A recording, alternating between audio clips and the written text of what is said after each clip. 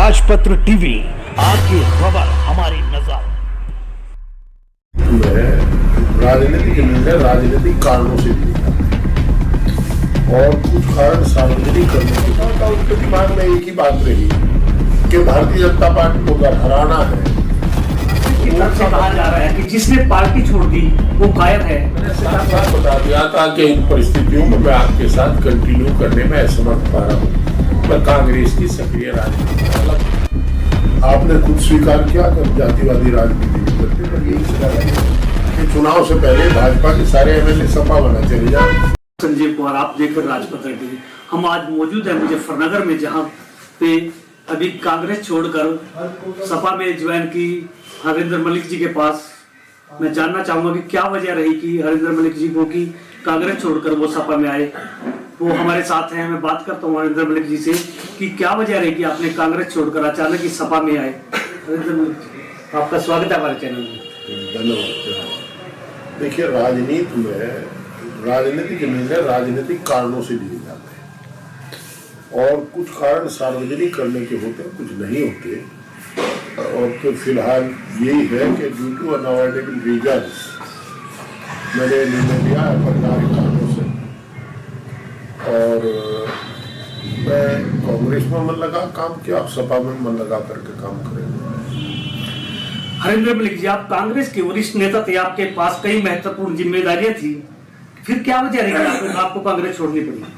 मैंने कहा ना, राजनीतिक कारणों से ही और अपरिहार्य कारणों से, या ये कहिए कि अपरिहार्य राजनीतिक कारणों से यह राजनीतिक निर्णय लेना पड़ा। और ये निर्णय मेरा अकेले का निर्णय नहीं, लेकिन बड़ी साफ सी बात है सर, व्यक्ति की राजनीतिक हैसियत लोगों की धरोहर है। अब इसके मालिक नहीं है, इस हैसियत के, इस राजनीतिक हैसियत के मालिक हमारे समर्थक है, साथी है।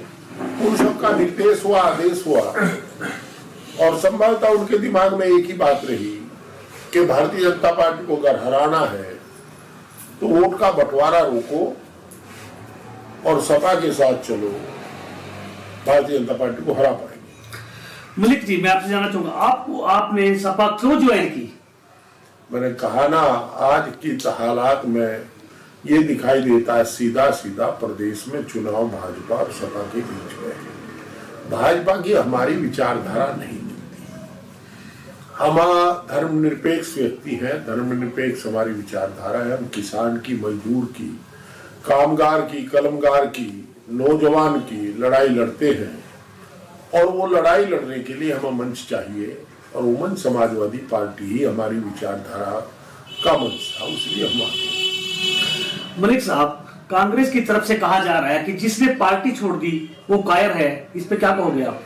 देखिए, आपकी जानकारी के लिए बताऊं, उन्होंने हमारे लिए शब्द नहीं कहे, कहने तो किसी के लिए भी नहीं चाहिए थे, कुछ मर्यादित शब्द कहे जो ज्यादा अच्छे हैं। आपको जानकारी होगी कि हमने पार्टी छोड़ी 19 तारीख को, हमने पार्टी ज्वाइन की 29 तारीख को, और ये संभवतः बात 17-18 तारीख की है जो बातें हुई है। ये 17-18 तारीख को बात हुई। हमने तो 29 तारीख को समाजवादी ज्वाइन की है, और 29 तारीख को समाजवादी ज्वाइन की है, तो ये पहले किसे पता था कि मैं समाजवादी ज्वाइन करूंगा? मैं तो 13 अक्टूबर को मिलकर के आदरणीय श्रीमती प्रियंका गांधी वाड्रा जी को अपनी स्थिति साफ करा। मैंने साफ साफ बता दिया था कि इन परिस्थितियों में मैं आपके साथ कंटिन्यू करने में असमर्थ पा रहा हूँ। मैं कांग्रेस की सक्रिय राजनीति से अलग हो रहा हूँ। मलिक साहब, क्या आपको लग रहा था कि कांग्रेस 2022 के चुनाव में समर्थन नहीं जुटा पाएगी, इसको लेकर आपने पार्टी छोड़ी? नहीं, ऐसा नहीं है। मैं कोई भविष्यवक्ता नहीं हूँ। मैंने कहा ना कि मेरे साथियों का, मेरे समर्थकों का, मेरे शुभेच्छुओं का, तीनों श्रेणी के राजनीतिक लोग जो मेरे हैं, उनका यही निर्देश था, यही निर्णय था, यही अनुरोध था। और निर्देश तो उनका था जिन्होंने हमें राजनीति करनी सिखाई, और आज भी हमें हमारे गार्जियन की तरह हमारे साथ है। सलाह उनकी थी जो हमारे साथी है, अनुरोध उनका था जो हमारे समर्थक है। उन्होंने कहा कि आपको ऐसा करना है, तो हमने समझाने की कोशिश की, पर वो मान नहीं रहे थे, तो क्या करें, हम उनकी माननी पड़ेगी। क्योंकि हमारी जो भी हैसियत है उन्हीं की बदौलत है।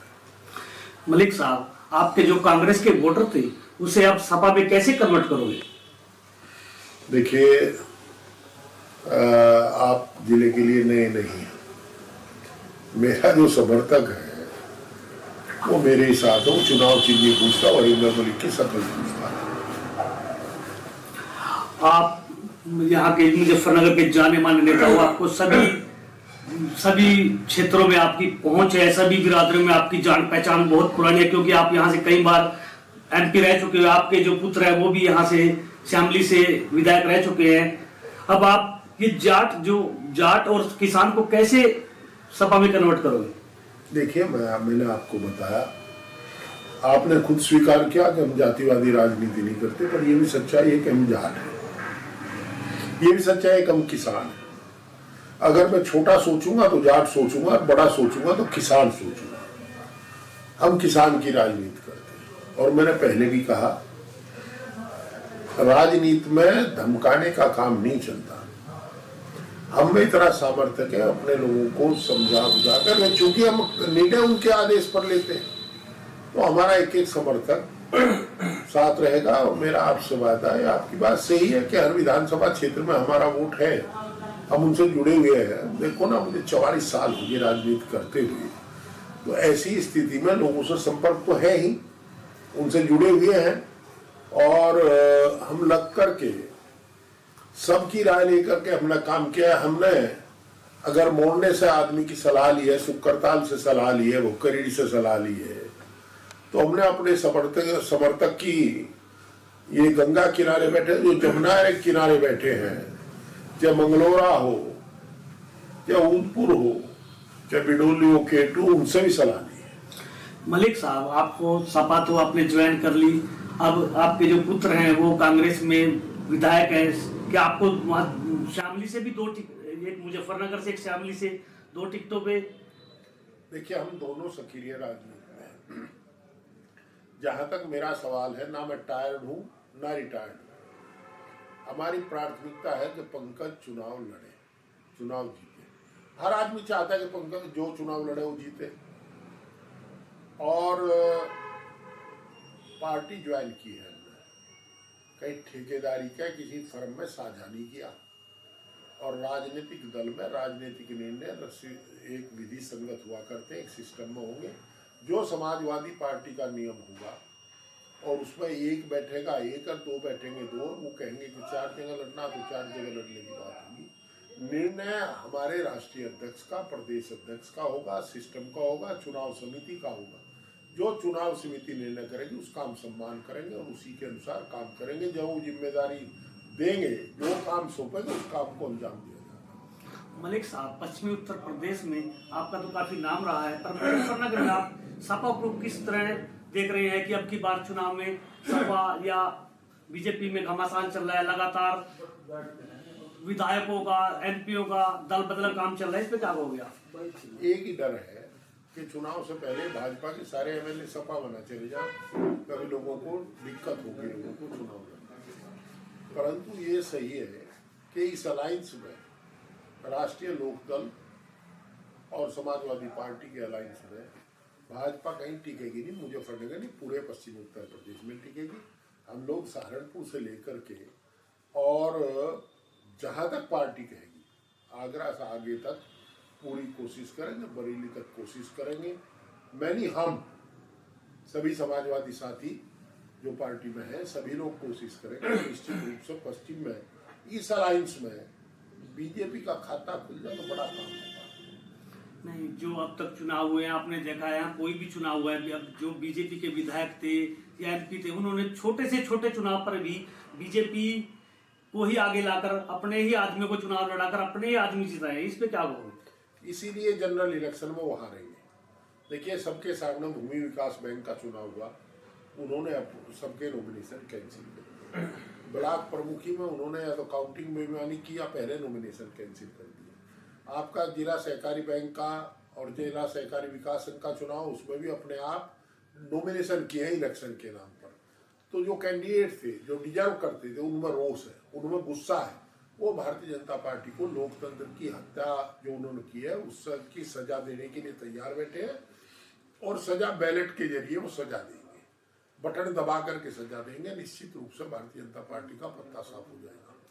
भारतीय जनता पार्टी के जितने भी मुजफ्फरनगर के नेता हैं वो सपा को गुंडई पार्टी बताते हैं, इस पे क्या बोलूं? इसमें मेरे एक बात जानता हूँ, बड़ा साफ साफ हो जाना चाहिए कि जो भारतीय जनता पार्टी के लोग हैं इनके परिवार का क्या इतिहास है और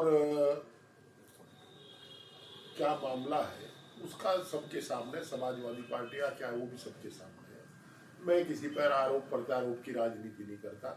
अगर वो किसी पार्टी को गुंडई पार्टी कहते हैं तो शायद वो अपरिपक्व नेता है, उन्हें ऐसा नहीं कहना चाहिए। किसी को भी किसी के ऊपर गुंडई का आरोप नहीं लगाना चाहिए। समाजवादी पार्टी हो, चाहे भारतीय जनता पार्टी हो, चाहे कांग्रेस हो, बसपा हो, राष्ट्रीय लोकदल हो, ये सभी लोग संविधान के तहत कसम खा करके और रजिस्ट्रेशन करा के चुनाव लड़ते हैं। ये इस तरह की भाषा राजनीति में मर्यादित भाषा कही जाती है। किसी गुंडा कहना, किसी को चोर कहना, ये ठीक नहीं है। मैं किसी के बारे में नहीं कहता। मैं सबके परिवारों को जानता हूँ, सब कैंडिडेट्स को जानते हैं, सब मुझे जानते हैं, मेरे परिवार को जानते हैं। मुझे ये भी बताते हुए आपको हर्ष होता है कि मुजफ्फरनगर में अब तक ऐसा इतिहास रहा है कि राजनीतिक आदमी एक दूसरे का सम्मान करते हैं। हमें भाजपा के साथी मिलते हैं, हम उनका सम्मान करते हैं, हमारा करते हैं। हमें लोकदल के साथी मिलते हैं, उन सम्मान करते हैं। हम कल कांग्रेस के साथी मिलेंगे, उनसे भी सम्मान से बात करेंगे। आपस में शिष्टाचार नहीं टूटना चाहिए। मलिक साहब, मेरा लास्ट सवाल है कि जो आप से आने से पहले जो सपा में टिकट के इच्छुक थे, वो क्या इस चुनाव में आपका दल बल के साथ धनबल से पूरा सहयोग करेंगे? समाजवादी पार्टी अनुशासित पार्टी है। अभी तो ये जरूरी नहीं कि मैं ही चुनाव लड़ूंगा। जो भी चुनाव लड़ेगा, हम समाजवादी लोग सब साइकिल के झंडे के नीचे, राष्ट्रीय लोकदल के झंडे के नीचे मिलकर के अलायंस के साथ खड़े होंगे। और मैंने फिर दोहरा दूं, समाजवादी पार्टी अनुशासित पार्टी है। इसमें अनुशासन बना रहेगा। पार्टी के निर्देशों का पालन हर एक कार्यकर्ता करेगा। देखा, हम मुजफ्फरनगर के जो एमपी रहे हरिंदर मलिक जो हमारे साथ थे, मैं बताना चाहूंगा कि एमपी साहब ने बताया कि अभी कि जो भी समाजवादी पार्टी का कैंडिडेट रहा है या होगा या जो भी चुनाव लड़ेगा, एमपी साहब उसको पूरा सहयोग, या एमपी साहब चुनाव लड़ेंगे। एमपी साहब ने हमें अपना बहुमूल्य समय दिया, उसके लिए मैं एमपी साहब का धन्यवाद करता हूं। कैमरामैन अमर राणा के साथ संजीव कुमार, राजपत्र की।